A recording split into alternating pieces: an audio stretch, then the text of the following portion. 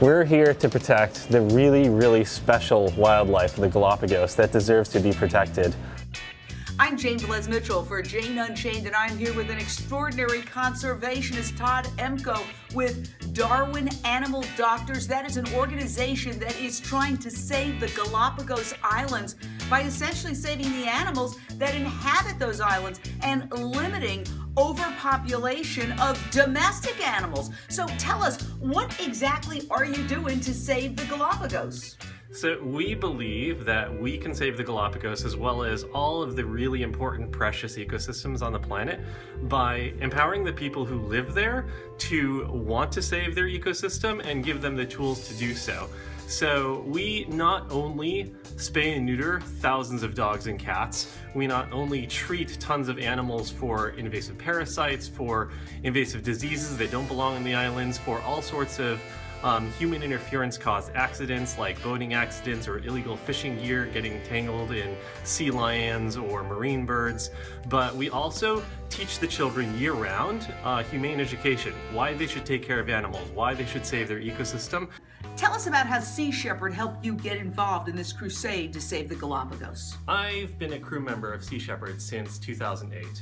And I actually first went to the Galapagos with Sea Shepherd on a huge project, a joint venture with the Ecuadorian Rangers and the Ecuadorian Navy to not just patrol the Ecuadorian Marine Reserve in the Galapagos Islands, but also to create the very first and only marine conservation ranger base in the northern half of the Galapagos Islands. I'm a little confused because reading about the Galapagos, I've never been there. I know it's a UNESCO World Heritage Site.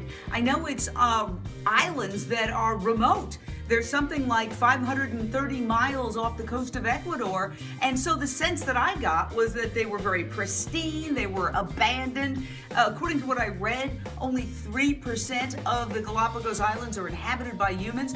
But what you're saying is there is a problem, that this sort of idyllic imagery is not exactly the case? What most people believe the Galapagos is very different than what's actually happening there.